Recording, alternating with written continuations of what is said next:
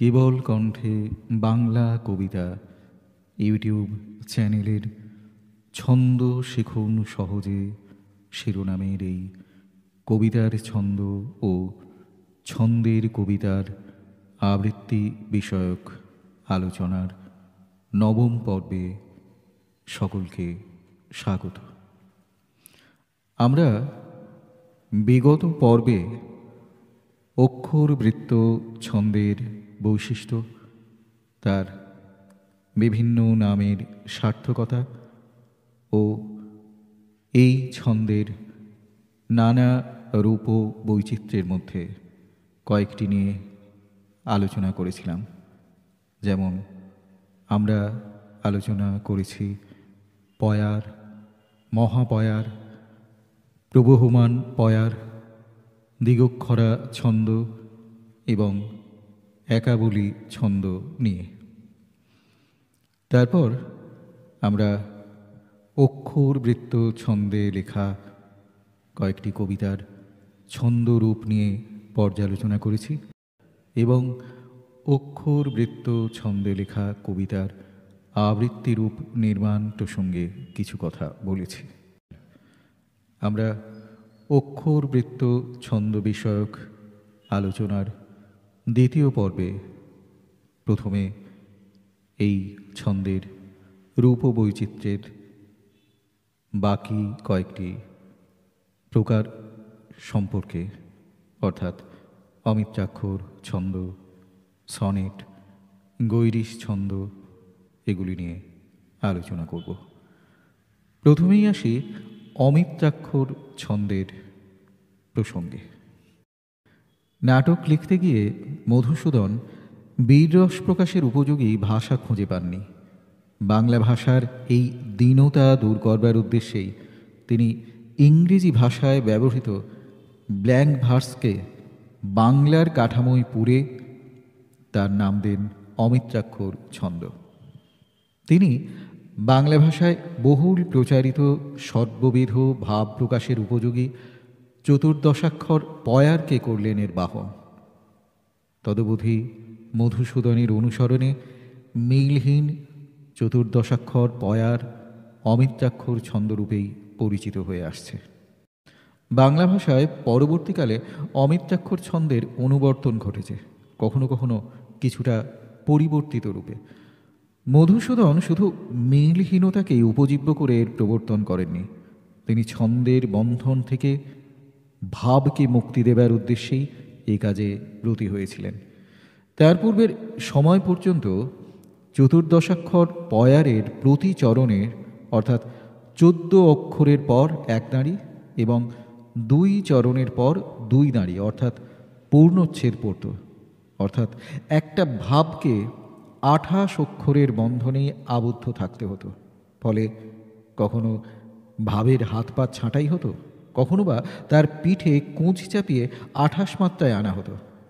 কিন্তু যেহেতু কবিতায় ছন্দের থেকে ভাবের গুরুত্বই বেশি, তাই মধুসূদন ছন্দের এই বন্ধন দশা থেকে ভাবকে মুক্ত করে তাকে স্বচ্ছন্দে প্রবাহিত হবার সুযোগ করে দিলেন। অর্থাৎ চরণান্তিক ছেদ আর আবশ্যিক রইল না, পঙ্ক্তিবাহিত হয়ে ভাব আপন বেগে চলে। যেখানে তার সমাপ্তি সেখানেই পড়ে ছেদ চিহ্ন। এই ছেদ চিহ্ন যেমন চরণের শেষে হতে পারে, তেমনি মধ্যবর্তী যে কোনো স্থানেও হতে পারে।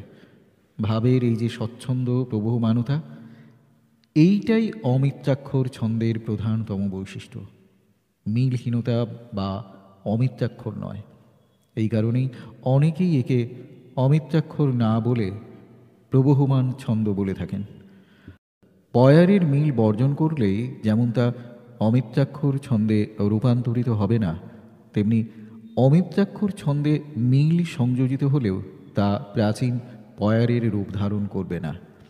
আসলে অমিত্রাক্ষর ছন্দের স্বরূপ বুঝতে গেলে ছেদ ও জ্যোতির অবস্থানের প্রকৃতিটি আগে আমাদের জানতে হবে। জ্যোতির দিক থেকে পয়ারের সঙ্গে অমিত্রাক্ষর ছন্দের কোনো প্রভেদ নেই। কেবলমাত্র মধুসূদন ছেদ ও জ্যোতির মধ্যেকার মিত্রতা ভেঙে দিয়ে জ্যোতির বন্ধন থেকে ছেদকে মুক্ত করেছেন। ফলে তার ছন্দে ভাব ছেদের বন্ধন স্বীকার করেনি, বরং ছেদি ভাবের অধীনতা মেনে নিয়েছে। এখানেই মধুসূদনের বিপ্লবী মনের পরিচয়। মধুসূদনের কাব্যে কবির ভাব চরণ থেকে চরণান্তরে প্রবাহিত হয়ে গিয়েছে, স্বাধীন গতি কোথাও প্রতিহত হয়নি। মধুসূদনের অমিত্রাক্ষর ছন্দের একটু নমুনা।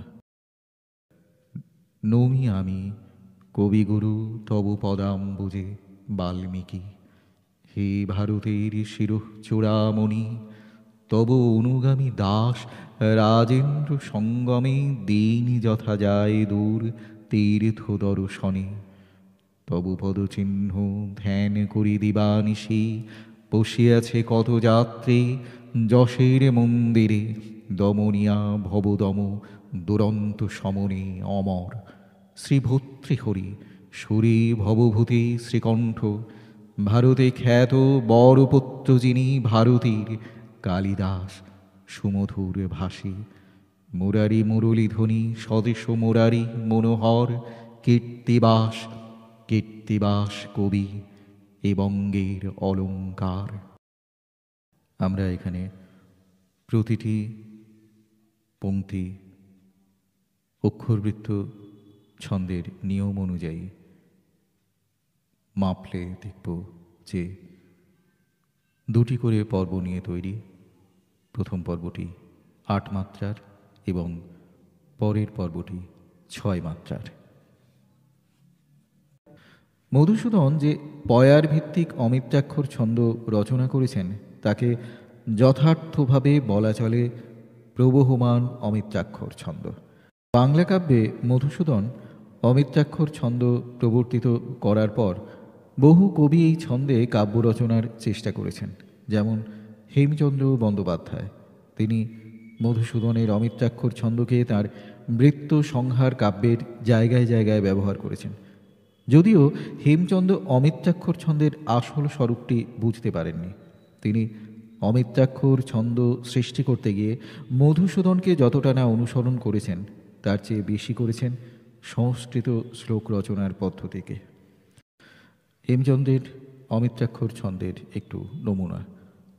হেথা ভাগ্যদেব গাঢ় চিন্তা নিমজ্জিত, বসিয়া বৈকুণ্ঠ প্রান্তে বিনত সম্মুখে, বিশাল প্রাক্তন লিপি দৃশ্য মনোহর, ছায়া ইন্দ্রজালে যথা ধূর্ত জাদুকর, দেখায় অদ্ভুত রঙ্গ অদ্ভুত তেমতি, অনন্ত আলেখ্য অঙ্গে ক্রীড়া নিরন্তর। মধুসূদনের অনুবর্তী কবিদের মধ্যে অমিত্রাক্ষর ছন্দ রচনায় এক বিস্ময়কর বৈচিত্র্য এনে দিলেন রবীন্দ্রনাথ। তিনি একদিকে যেমন চরণান্তিক মিল বজায় রেখে সার্থক অমিত্রাক্ষর সৃষ্টি করলেন, তেমনি অপরদিকে 14 অক্ষরযুক্ত চরণের স্থলে 18 অক্ষরযুক্ত চরণ যোজনা করে অমিত্রাক্ষর ছন্দে অভিনবত্ব আনলেন। রবীন্দ্রনাথের এই রকম অভিনব প্রকৃতির অমিত্রাক্ষর ছন্দের উদাহরণ। আজও যারা জন্মে নাই তব দেশে, দেখে নাই যাহারা তোমারে, তুমি তাদের উদ্দেশে দেখার অতীতে রূপে আপনারে করে গেলে দান দূর কালে, তাহাদের কাছে তুমি নিত্য গাওয়া গান মূর্তিহীন, কিন্তু যারা পেয়েছিল প্রত্যক্ষ তোমায় অনুক্ষণ, তারা যা হারালো তার সন্ধান কোথায়, কোথায় সান্ত্বনা। মধুসূদনের রচনাকে প্রবহমান অমিত্রাক্ষর বলা বেশি যুক্তিসঙ্গত তা আগেই বলেছি। পরবর্তীকালে এতে মিত্রাক্ষরও আরোপিত হয়েছে, অথচ প্রবহমানতাও বর্তমান রয়েছে। এই জাতীয় রচনাকে আমরা প্রবহমান মিত্রাক্ষর নামে চিহ্নিত করতে পারি। যেমন দেবতার গ্রাস কবিতাটি। গ্রামে গ্রামে সেই বার্তা রটি গেল ক্রমে, মৈত্র মহাশয় যাবে সাগর সঙ্গমে তীর্থ স্নান লাগি। রবীন্দ্রনাথের এই কবিতায় পয়ারের কাঠামো অব্যাহত রয়েছে, ছেদ ও জ্যোতির বিচ্ছেদ ঘটেছে, পূর্ণচ্ছেদ পড়েছে 6 অক্ষর বা মাত্রার পর, আবার চরণান্তিক মিলও বর্তমান। রবীন্দ্রনাথের 18 মিত্রাক্ষর মহাপয়ারের একটি উদাহরণ। এবার ফিরাও মোরে, লয়ে যাও সংসারের তীরে, হে কল্পনে রঙ্গময়ী। দোলায় না সমীরে সমীরে, তরঙ্গে তরঙ্গে আর, ভুলায় না মোহিনী মায়ায়, বিজন বিষাদ ঘন অন্তরের নিকুঞ্জ ছায়ায়, রেখো না বসায় আর। দিন যায়, সন্ধ্যা হয়ে আসে। এবার আমরা আসি ভগ্ন অমিত্রাক্ষর বা গৈরিশ ছন্দ প্রসঙ্গে। মধুসূদনের অমিত্রাক্ষর ছন্দকে সার্থকভাবে নাটকে ব্যবহার করেন গিরিশচন্দ্র ঘোষ। অবশ্য গিরিশচন্দ্রের পূর্বে কালীপ্রসন্ন সিংহ ও রাজকৃষ্ণ রায় অমিত্রাক্ষর ছন্দকে ভেঙে সংলাপের উপযোগী করে নাটকে ব্যবহারের চেষ্টা করেছেন, কিন্তু গিরিশ ঘোষের মতো এতখানি সফলতা তাঁরা কেউ অর্জন করেননি। গিরিশচন্দ্র অমিত্রাক্ষর ছন্দের 14 মাত্রাযুক্ত চরণকে ভেঙে ভাব অনুযায়ী ছেদ টেনে পৃথক পৃথক চরণ সৃষ্টি করে এক অভিনব ছন্দ রচনা করেন। এই জাতীয় ছন্দকে ভগ্ন অমিত্রাক্ষর অথবা গিরিশচন্দ্রের নামানুযায়ী গৈরিশ ছন্দ এই নামে অভিহিত করা হয়ে থাকে। গৈরিশ ছন্দের একটি উদাহরণ: গিরিধারী নাহি বাহু বলে তব চাহু বুঝাইতে, তোমা হতে আমি বলাধিক, ক্ষত্রিয় সমাজে কথা বটে সম্মান সূচক, ছলে নহি আমি, অতি ছলে তুমি মুক্ত কণ্ঠে করিহে স্বীকার, ছলে চাহ ভুলাইতে, ছলে কহ আশ্রিতে ত্যাজিতে, চতুরের চূড়ামণি তুমি। গৈরিশ ছন্দের একটি উদাহরণ: দেব তবু পদে শত নমস্কার, হল মম ভ্রান্তি নাশ, প্রবুদ্ধ অন্তর তব বীর বাক্য শুনে, অসম্ভব সম্ভব তব যদ্যপি হয়, মক্ষিকায় ঢালে মেরু, রণভঙ্গ তব যদি হয় সংঘটন, যুদ্ধ ভয় উভয় হৃদয়ে তব, তথাপি প্রতিজ্ঞা শুনো হে বীর কিশোরী, রক্ষিতে আশ্রিতে নাহি ডরিব কেশবে। গিরিশচন্দ্রের এই রচনাটিতে অসম পংক্তি ছাড়া অমিত্রাক্ষর ছন্দের সকল লক্ষণ বর্তমান। প্রবহমান অক্ষরবৃত্ত ছন্দে পর্ব সমতার প্রয়োজন হয় না, পর্বগুলো শুধু যুগ্ম মাত্রক হলেই চলে। এখানে তাই 4, 6 ও 8 মাত্রার পর্ব সন্নিবিষ্ট হয়েছে।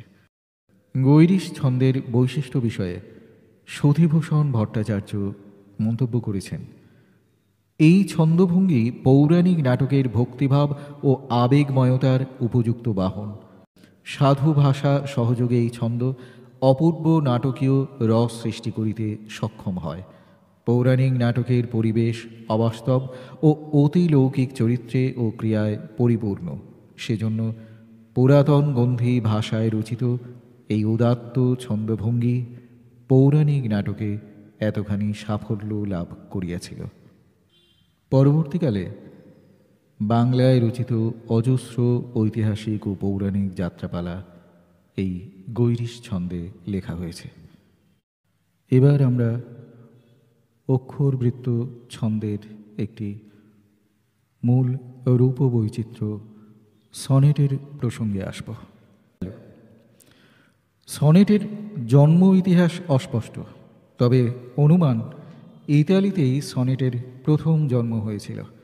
দ্বাদশ-ত্রয়োদশ শতকে ইতালি দেশে এক ধরনের প্রেমমূলক গীতি কবিতার প্রচলন ছিল।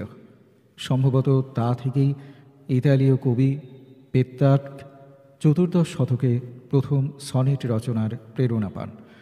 ইংরেজি সাহিত্যে সনেটের আদি রচয়িতা টমাস ওয়াট ও তাঁর শিষ্য আর্ল অফ স্যারে। সপ্তদশ শতকের প্রথম দশকে প্রকাশিত শেক্সপিয়ারের সনেটগুলি ইংরেজি সনেটের ইতিহাসে যুগান্তর সৃষ্টি করে। শেক্সপিয়ার গতানুগতিক পন্থা অবলম্বন না করে এক স্বতন্ত্র রীতিতে তাঁর সনেটগুলি রচনা করেন। মিল্টন আবার শেক্সপিরীয় রীতি বর্জন করে ইতালীয় আদর্শকেই বেছে নিয়েছিলেন। বাংলা সাহিত্যে প্রথম সনেট প্রবর্তন করেন মধুসূদন। মধুসূদন সনেটের বাংলা নামকরণ করেছিলেন চতুর্দশপদী কবিতা। মধুসূদনের অনুসরণে পরবর্তীকালে রবীন্দ্রনাথ ঠাকুর, প্রমথ চৌধুরী, দেবেন্দ্রনাথ সেন, অক্ষয়চন্দ্র বড়াল, কামিনী রায়, মোহিতলাল মজুমদার প্রমুখ অনেক কবি সনেট রচনায় বিশেষ পারদর্শিতা দেখান। এবার আমরা আসি সনেটের গঠন রীতি সম্পর্কিত আলোচনায়। পেট্রার্কীয় রীতির একটা সনেটে মোট 14টি চরণ থাকে। প্রতি চরণের মাত্রা সংখ্যা 14। 14টি চরণকে দুভাগে ভাগ করা হয়। প্রথম 8 চরণের সমষ্টিগত নাম অষ্টক এবং শেষ 6 চরণের সমষ্টিগত নাম ষটক। অষ্টকের ভিতরে ভাব কল্পনাটি একটি পরিপূর্ণ রূপ ধারণ করে এবং ষটকে সেই ভাব ব্যাখ্যাত হয় ও সার্থক পরিণতি লাভ করে। অষ্টক অংশটি আবার দুভাগে বিভক্ত, 4 চরণ যুক্ত 4 চরণ। প্রতি ভাগের নাম চতুষ্ক। ষটকেরও 2টি ভাগ, 3 চরণ যুক্ত 3 চরণ। প্রতি ভাগের নাম ত্রিক বা ত্রিপাদিকা। এছাড়া পেট্রার্কীয় সনেটে চরণান্তিক মিলেরও একটি সুনির্দিষ্ট নিয়ম আছে। সেই নিয়মটি হল অষ্টক ক খ খ ক যুক্ত ক খ খ ক, ষটক গ ঘ ও যুক্ত গ ঘ ও, অথবা গ ঘ গ ঘ গ ঘ। শেক্সপিয়ার স্তবক রচনা ও মিল বিন্যাসের ক্ষেত্রে কিছুটা অভিনবত্ব দেখালেন। তার সনেটের 14টি চরণ 4 ভাগে বিভক্ত। প্রথমে 3 চতুষ্ক ও শেষে একটি যুগ্মক। প্রথম চতুষ্ক ক খ ক খ, দ্বিতীয় চতুষ্ক গ ঘ গ ঘ, তৃতীয় চতুষ্ক চ ছ চ ছ, যুগ্মক ইয় ইয়। শেক্সপিয়ারের সনেটে ভাব কল্পনার ঊর্ধ্বারোহণ ঘটে 3টি চতুষ্ককে আশ্রয় করে এবং পরিণতি ঘটে শেষের যুগ্মকটিকে অবলম্বন করে। বাংলা সাহিত্যে মধুসূদনের পরে যারা সনেট রচনা করে বিশেষ খ্যাতি অর্জন করেছিলেন তাদের মধ্যে রবীন্দ্রনাথ, প্রমথ চৌধুরী ও মোহিতলাল মজুমদার বিভিন্ন প্রকার বৈচিত্র্যের সন্ধান এনে দেন। পরবর্তীকালে বিভিন্ন দেশের বিভিন্ন কবি এই সনেটের গঠন রীতি না মেনে নিজের পছন্দ অনুযায়ী মিলেরও ব্যবহার করেছেন। এই শৈথিল্য এখনটায় সকলেই মেনে নিয়েছেন। সনেটের অষ্টক ও ষটক এই 2 বিভাগ না মেনেও অনেকে সনেট রচনা করেছেন। তারা গোটা কবিতাকে একটা অখণ্ড ভাবমূর্তি দান করেন। শেক্সপিয়ারই এই বিভাগ মেনে চলেননি। পরবর্তীকালে পৃথিবীর বিভিন্ন দেশে যে সমস্ত সনেট রচিত হয়েছে তাদের অনেক কয়টি মূল আদর্শ থেকে সরে গেছে। আমরা আসি বাংলা ভাষায় প্রথম সনেট যিনি রচনা করেছেন সেই কবি মধুসূদন প্রসঙ্গে। তিনি মূলত পেট্রার্কীয় রীতি অবলম্বন করলেও অনেক ক্ষেত্রেই মূল আদর্শ থেকে সরে গেছেন। সর্বত্র তিনি অষ্টক ও ষটকের আদর্শ মেনে চলেননি, আবার শেক্সপিয়ারের মতোই অন্তে দোহা রচনা করেছেন। আমরা ঈশ্বরচন্দ্র বিদ্যাসাগরকে নিয়ে মধুসূদন দত্তের লেখা এই সনেটটি জেনে নিই। বিদ্যার সাগর তুমি বিখ্যাত ভারতে, করুণার সিন্ধু তুমি, সেই জানি মনে দিন যে দিনের বন্ধু, উজ্জ্বল জগতে হিমাদ্রির হেমকান্তি অম্লান কিরণে। কিন্তু ভাগ্য বলে পেয়ে সে মহাপর্বতে যে জন আশ্রয় লয় সুবর্ণ চরণে, সেই জানে কত গুণ ধরে কত মতে গিরিশ, কি সেবা তার সে সুখ সদনে। দানে বাড়ি নদীরূপ বিমলা কিঙ্করী, যোগায় অমৃত ফল পরম আদরে, দীর্ঘ শির তরুদল দাসরূপ ধরি। পরিমলে ফুলকুল 10 দিশ ভরে, দিবসে শীতল শাসী ছায়া বনেশ্বরী, নেশায় সুশান্ত নিদ্রা ক্লান্তি দূর করে। আমরা এই সনেটটির গঠন নিয়ে আলোচনা করলে দেখব যে দুটি অংশে বিভক্ত। প্রথম 8 চরণ অষ্টক এবং তারপরের 6 চরণ ষটক, এবং এখানে পেত্রার্কীয় রীতিতে মিল দেওয়া হয়েছে। বিদ্যার সাগর তুমি বিখ্যাত ভারতে, এবং এই ভারতে এটিকে ক ধরলে ভারতের সঙ্গে মিল দেওয়া হয়েছে জগতে, পর্বতে, মতে, অর্থাৎ এই পংক্তিগুলি ক। তারপরে করুণার সিন্ধু তুমি সেই জানি মনে, মনে এই চরণের সঙ্গে মিল দেওয়া হয়েছে কিরণে, চরণে, সদনে, অর্থাৎ এগুলিকে আমরা খ বলবো। তাহলে এই প্রথম অংশের গঠন ক খ ক খ ক খ ক খ।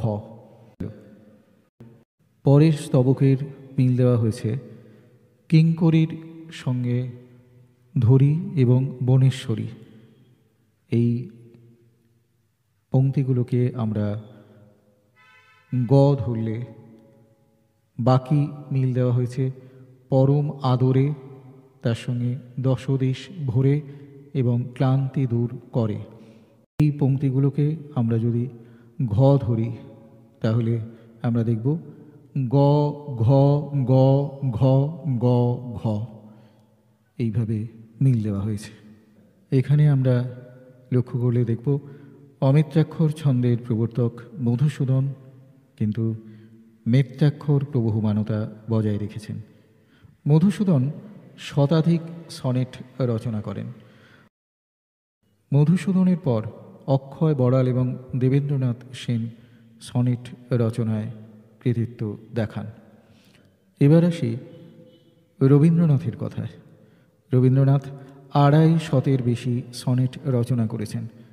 কড়ি ও কোমল, চৈতালি, নৈবেদ্য, স্মরণ, উৎসর্গ এবং পরিশেষ কাব্যগ্রন্থে অধিকাংশ সনেট নিবদ্ধ থাকলেও এর বাইরেও কিছু রয়েছে। 14 পদের শাসন ছাড়া তিনি সনেটের সমস্ত নিয়ম উপেক্ষা করেছেন। অষ্টক, ষটক, বন্ধন তিনি প্রায় মানেননি। মিলের ব্যাপারেও তিনি দ্বিপংক্তিক মিলই বেশি ব্যবহার করেছেন। আমরা রবীন্দ্রনাথের প্রথম যুগের একটি সনেট শুনে নিই। চাহি না আমি সুন্দর ভুবনে, মানবের মাঝে আমি বাঁচিবারে চাই। এই সহ্য করে এই পুষ্পিত কাননে, জীবন্ত হৃদয় মাঝে যদি স্থান পাই। ধরায় প্রাণীর খেলা চিরতরঙ্গিত, বিরহ মিলন কত হাসি অশ্রুময়। মানবের সুখে দুঃখে গাহিয়া সঙ্গীত, যদি গো রচিতে পারি অমর আলয়। তা যদি না পারি তবে বাঁচি যতকাল, তোমাদেরই মাঝখানে লোভী যেন ঠাঁই। তোমরা তুলিবে বলে সকাল বিকাল, নব নব সঙ্গীতের কুসুম ফোটাই। হাসি মুখে নিও ফুল, তারপরে হায় ফেলে দিও ফুল, যদি সে ফুল শুকায়। রবীন্দ্রনাথের পর সনেট রচনায় কৃতিত্ব প্রদর্শন করেছেন প্রমথনাথ চৌধুরী। তার 50টি সনেটের সংকলনের নাম সনেট পঞ্চাশত। তিনি সনেট রচনায় ফরাসি রীতি অনুসরণ করেছেন, কিন্তু তার অধিকাংশ সনেটে একটা হালকা ভাব থাকায় সনেটের সংহত দৃঢ়বদ্ধ রূপ প্রকাশ পায়নি। বাংলা সনেটের একজন নিখুঁত রূপকার কবি মোহিতলাল মজুমদার। তিনি পেত্রার্কীয় এবং শেক্সপিরীয় উভয় ধরনের সনেট রচনাতেই কৃতিত্বের পরিচয় দিয়েছেন। তার আদর্শ ছিল পেত্রার্কীয় সনেট। তিনি মোট 85টি সনেট রচনা করেন। সনেটের যথাযথ ভাবগম্ভীর রূপটি ফুটিয়ে তোলার জন্য তিনি যে অষ্টাদশাক্ষর মহাপয়ার বন্ধ ব্যবহার করেছেন, তাতেই তার কৃতিত্ব অধিক প্রকাশ পেয়েছে। আমরা মোহিতলাল মজুমদারের একটি সনেট শুনে নিই। তার সনেটের নাম পয়ার। মঞ্জির খুলিয়া রাখো ওই ভাষা ছন্দ বিলাসিনী, কতকাল নৃত্য করি ভুলাইবে মধুমত্ত জনি, দোলাইয়া ফুলতনু ভুরুধনু বাঁকায়ে সঘনে, চপল চরণ ভঙ্গে মজাইবে মুকুতা হাসিনী।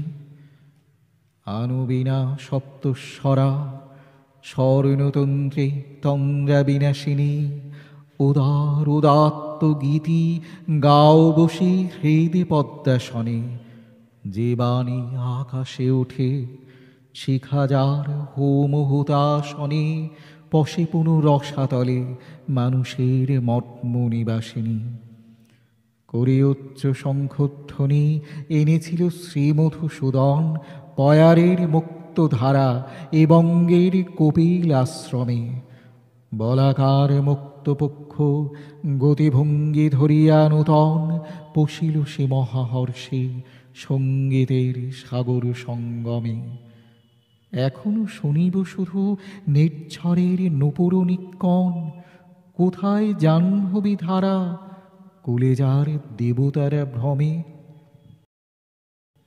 এখানে প্রথম 8টি চরণে মিল রয়েছে এইভাবে: বিলাসিনী, মুকুতা হাসিনী, তন্দ্রা বিনাশিনী, মর্ম নিবাসিনী। অর্থাৎ এইগুলিকে আমরা ক ধরলে এবং বাকি লাইনগুলিকে আমরা খ ধরলে এভাবে মিল দেখতে পাবো: ক খ খ ক, ক খ খ ক। এবং পরের 6টি লাইনে আমরা দেখব মধুসূদন, নূতন, নিক্কণ। অর্থাৎ এই লাইনগুলি, এই চরণগুলি আমরা যদি গ ধরি তাহলে এখানে মিল দেখতে পাবো গ ঘ গ ঘ গ ঘ। এটি পেত্রার্কীয় সনেটের বৈশিষ্ট্য অনুযায়ী লেখা। এরপর থেকেই শুরু হলো সনেটে বৈচিত্র্যের ছড়াছড়ি। কল্লোল যুগের অথবা সমসাময়িক কালের কবিরা সনেট রচনায় নতুন নতুন রীতি প্রয়োগ করেছেন। কবি জীবনানন্দ দাশের রূপসী বাংলা কাব্যগ্রন্থে 57টি সনেট রয়েছে। চতুর্দশাক্ষর চরণের পরিবর্তে তিনি দীর্ঘতর 22 মাত্রার চরণ ব্যবহার করেছেন। মিলের ব্যাপারে কখনো পেত্রার্কীয় রীতি গ্রহণ করেছেন, আবার অংশ বিশেষে মিল প্রয়োগে স্বাধীনতা নিয়েছেন। বনলতা সেন কাব্যগ্রন্থে তিনি 26 অক্ষরের চরণ ব্যবহার করেছেন। বাংলা ভাষায় সনেট রচনায় সম্ভবত এইটি দীর্ঘতম পংক্তি। কবি সুধীন্দ্রনাথ দত্ত অনেক সনেট রচনা করেছেন। অধিকাংশ ক্ষেত্রেই তিনি অষ্টাদশাক্ষর চরণ ব্যবহার করেছেন। বুদ্ধদেব বসুও অনেক সনেট রচনা করেছেন এবং সনেটে বৈচিত্র্য সৃষ্টি করেছেন অনেক বেশি। তাঁর সনেটে যেমন 26 মাত্রার চরণ আছে, তেমনি আছে 10 মাত্রার চরণও। কোনো কোনো সনেটে তিনি 16টি চরণও ব্যবহার করেছেন। আমরা বুদ্ধদেব বসুর 8-10 মাত্রার অক্ষরবৃত্ত ছন্দে লেখা একটি সনেট শুনিনি। তোমারে স্মরণে করি আজি দারুণ দুর্দিনে, হে বন্ধু হে প্রিয়তম।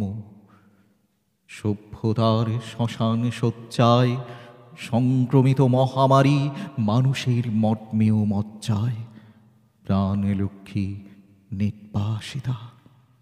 রক্তপায়ী উদ্ধত সঙ্গিনে সুন্দরের বিদ্ধ করে, মৃত্যুবহ পুষ্পকে উড্ডীন বর্বর রাক্ষস হাঁকে। আমি শ্রেষ্ঠ সবচেয়ে বড়, দেশে দেশে সমুদ্রের তীরে তীরে কাঁপে থর থর উন্মত্ত জন্তুর মুখে জীবনের সোনার হরিণ। প্রাণরুদ্ধ প্রাণ স্তব্ধ ভারতের স্নিগ্ধ উপকূলে লুব্ধতার লালা ছড়ে। এত দুঃখ, এ দুঃসহ ঘৃণা, এ নরক সহিতে কি পারিতাম হে বন্ধু, যদি না লিপ্ত হতো রক্তে মোর, বিদ্ধ হতো গূঢ় মর্মমূলে তোমার অক্ষয় মন্ত্র। অন্তরে লোভেছি তব বাণী, তাই তো মানি না ভয়, জীবনেরই জয় হবে জানি। এখানে আমরা প্রতিটি চরণের মাত্রা গণনা করলে দেখব প্রতিটি চরণ দুটি পর্বে বিভক্ত। প্রথম পর্বটি অক্ষরবৃত্ত ছন্দের নিয়মে ৮ মাত্রার এবং পরেরটি ১০ মাত্রার। এবার আমরা এই সময়ের কবিদের কয়েকটি সনেট আলোচনা করব। কালীকৃষ্ণ গুহের লেখা একটি সনেট, চতুর্দশপদী, ১৯৯৪। তোমাকে স্মরণ করি, তোমার ইচ্ছার সমস্ত বিলুপ্ত রং জেগে ওঠে কিনা দেখার আশায় সময় কাটিয়ে দিই। দিনের বিস্তারে রাত্রে হিমে নিদ্রাহীন।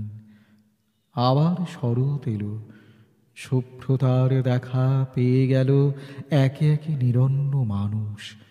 সমস্ত প্রাণীর মধ্যে আনন্দের ধ্বনি জেগে উঠল অজ্ঞানতা থেকে ধীরে ধীরে। কিন্তু তুমি আজও কেন সম্পূর্ণ নীরব? বুঝে নিতে চাই বলে এখানে এসেছি। মনে হয় আর কোনো কাজ বাকি নেই, এখনো বুঝিনি কিছু। ভোরের বাতাসে বুঝেছি তোমার পাশের সারি সারি গাছ থেকে যাবে, থেকে যাবে সঙ্গীত ভবন। এটি ৮-৬ এই ছন্দে অক্ষরবৃত্তে লেখা। প্রথম স্তবকটি ৮ চরণের এবং পরেরটি ৬ চরণের। কবি মন্দাক্রান্তা সেনের একটি সনেট, মুদ্রা। এখনো বিশ্বাস করছি তুমি উচ্চারণ করবে সেই যোগাযোগ মন্ত্র, সেই ভুলে যাওয়া মুদ্রা যেন সেতু আবার প্রকাশ পাবে দূরবর্তী ওই দু হাতেই। কেননা নিজেই তুমি স্রোতে ভেসে গিয়েছ যেহেতু। তোমারও ভঙ্গিমা তাই অসহায় অথচ স্পর্ধিত। এই ছেলে মানুষই বন্ধু, বোঝো নাকি কেমন মানায়? তোমাকে জড়িয়ে ধরে কেউ যদি পাড়ে টেনে নিত, জলের আখরে চিঠি দিতে বুঝি তার ঠিকানায়। জলের অক্ষর হায় প্রেমের মতোই উদ্বায়ী, তবু পাথরে বুকে লেগে থাকে লবণের দাগ। তুমি যে নিজেই আজ তোমার ভুলের জন্য দায়ী, এ কথা জেনেও আমি নেব অপেক্ষার দায় ভাগ। এখনো বিশ্বাস করব এতবার আঘাতের পরও একদিন নিশ্চিত তুমি আমাকেই বলবে ও রক্ষা করো। এটি ৮-১০ মাত্রার অক্ষরবৃত্ত ছন্দে লেখা। প্রথম ৩টি স্তবক ৪টি করে চরণ নিয়ে এবং শেষে ২টি চরণ। এখানে মিল ক খ ক খ, পরের স্তবক গ ঘ গ ঘ, তারপরেরটি ও চ ও চ এবং শেষ ২টি লাইন ছ ছ। কবি আল মাহমুদের লেখা একটি সনেট, বৃষ্টির অভাবে। কেন যে আসতে চাও, এই যে বড় ভয়ানক দিন। চালের লতানো ফুল মরে যাবে বৃষ্টির অভাবে। দুঃখের চৌকাঠ ভেঙে যদি আসো, দাঁড়াবে কিভাবে? এখানে যৌবন দেখো কাঁটা ঘাসে এমন মলিন, বাতাসে বিশ্বাস নেই, আঙিনার ধবলে পাথরে আগুন ঠিকরে ওঠে, বুঝি এই দুঃসহ দোজক। তবু যে আসতে চাও, বুঝি না তো এ কেমন শখ, তোমাকে সাহস দেয় দেহ দিতে আমার বাসরে। নির্জল নির্দয় দেশে পেটে নেবে আমার সন্তান, আঙিনায় রক্ত ঢেলে বসন্তকে ফেরাবে কি নারী? জলের প্রার্থনা ছেড়ে আকাশে তুলবে তরবারি? মানবে না তুমি বলো নিয়তির নিরুপম গান? তাই হোক, তুমি এসো, কোমরে পেঁচিয়ে নীল শাড়ি, দুঃখের ঘরকে করো শকুত্তীর্ণ প্রাণীর বাগান। আজ এই পর্যন্তই। আগামী এবং শেষ পর্বে আমরা মুক্তক ছন্দ, গদ্য ছন্দ, প্রত্নমাত্রা বৃত্ত ছন্দ এই নিয়ে আলোচনা করব এবং আবৃত্তির ক্ষেত্রে বিভিন্ন ছন্দের প্রয়োগ সম্পর্কে কিছু কথা বলবো। যারা এই আলোচনা শুনছেন, অনুগ্রহ করে তাঁরা তাঁদের মূল্যবান মতামত জানান কমেন্ট বক্সের মাধ্যমে।